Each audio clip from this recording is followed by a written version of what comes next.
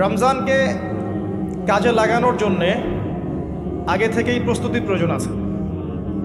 যে ব্যক্তি নামাজ পড়ে না 5 ওয়াক্ত, রমজানের প্রথম দিনেই সে 5 ওয়াক্ত নামাজে হয়ে যাবে, এটা কিন্তু ডিফিকাল্ট। এই জন্য এখন থেকেই নামাজের চর্চা করতে হবে। রমজানে কয়েকটা কাজ খুব বেশি বেশি গুরুত্ব দিয়ে করবেন। 1 নাম্বার, জামাতের সাথে 5 ওয়াক্ত সালাত পারা যাবে ইনশাআল্লাহ। 2 নাম্বার, নিজের মালের যাকাত দিয়ে দিবেন। এটা কি ব্যবসায়িক সমিতির উদ্যোগে প্রোগ্রাম?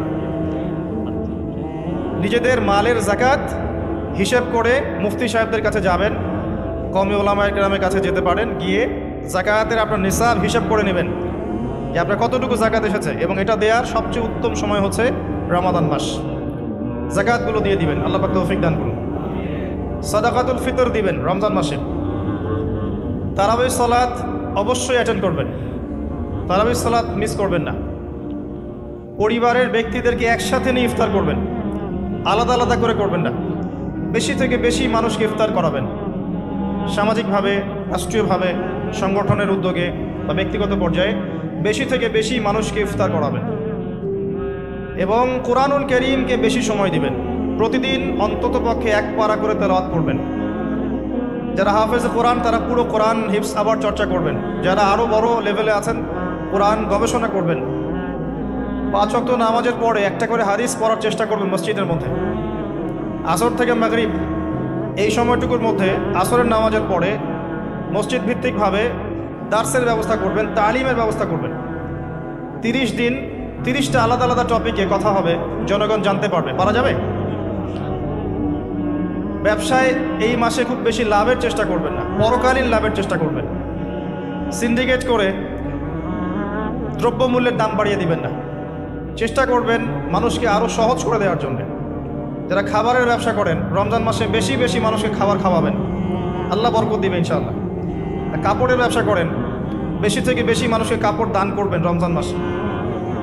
রমজানে মুসলিমদের নিত্য প্রয়োজনীয় যে দ্রব্যগুলো আছে এগুলো যারা বিক্রি করেন তাদের প্রতি অনুরোধ থাকবে যে কৃত্রিম সংকট সৃষ্টি করে দাম বাড়াবেন না, বরং মানুষের জন্য সহজ করে দিবেন। আল্লাহ আপনার রিজিকে বরকত দিবে ইনশাআল্লাহ। বিশ্বের প্রায় প্রতিটা মুসলিম কান্ট্রিতেই রমজান মাসে দ্রব্যমূল্যের দাম নিয়ন্ত্রণে থাকে, কমে যায়, ইল্লাল বাংলাদেশ ছাড়া।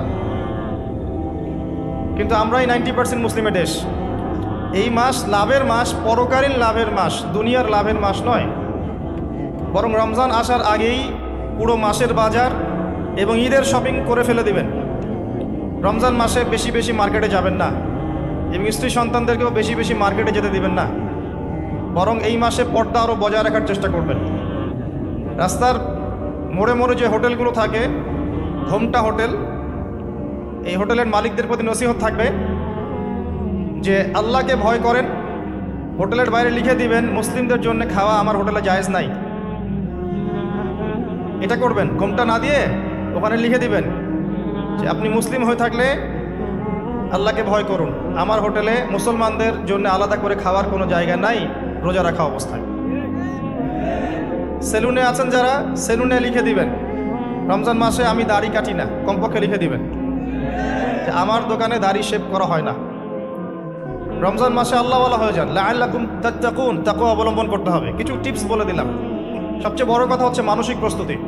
রমজান আসতে যাচ্ছে, একটা মানসিক প্রিপারেশন। এই রমজানের 30টা দিন প্রত্যেকটা দিকে কাজে লাগাবো।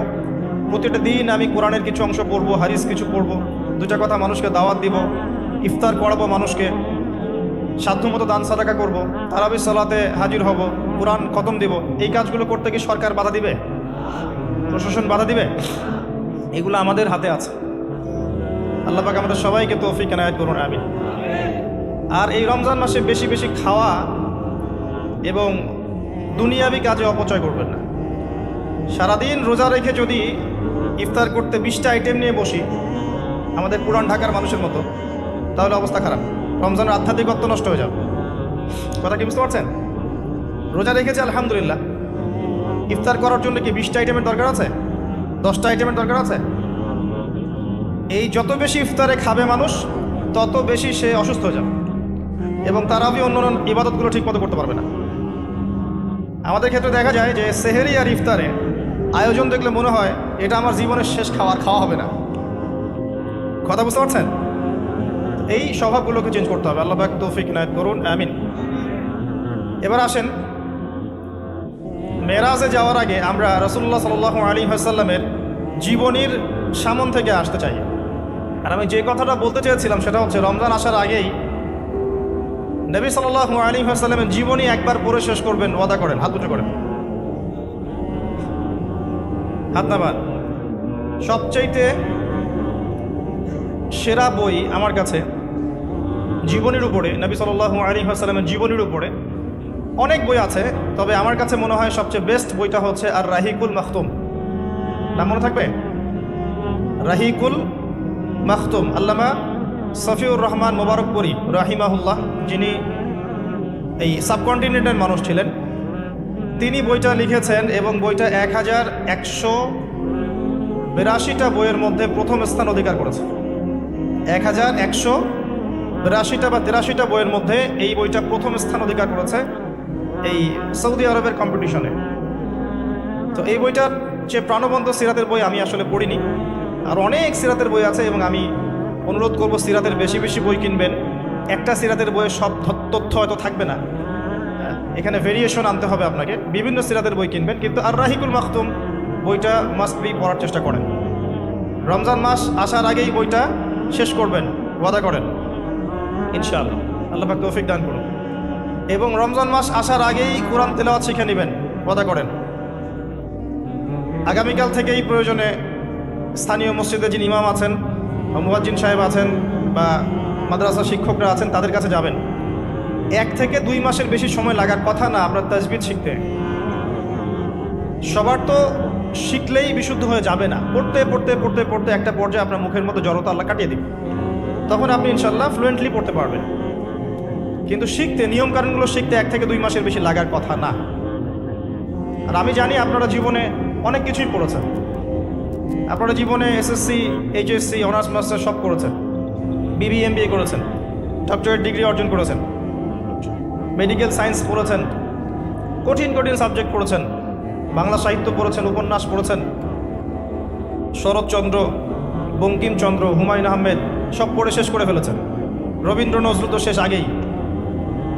ইংরেজিতে অনার্স করছেন, ইকোনমিক্সে অনার্স করছেন, ম্যানেজমেন্ট পড়ছেন, অ্যাকাউন্টিং পড়ছেন, কঠিন সাবজেক্ট পড়ছেন, ফিজিক্স কেমিস্ট্রি পড়ছেন, বায়োলজি পড়ছেন, কিন্তু 1-2 মাস 3 মাসের মধ্যে আপনি কোরআন শিখতে পারবেন না, এটা আসলে বিশ্বাসযোগ্য নয়। এই ক্যাপাবিলিটি আল্লাহ পাক আপনার মস্তিষ্কে দিয়েছেন, আল্লাহর ওয়াস্তে আপনি কাজে লাগান, ইনশাআল্লাহ পরকালে আপনি সফল হবেন। রমজান আসার আগেই শিখতে হবে এই কারণে, যাতে রমজানের প্রথম দিন থেকেই আপনি তেলাওয়াত করতে পারেন, ডেইলি 1 পারা। পারা যাবে ইনশাআল্লাহ।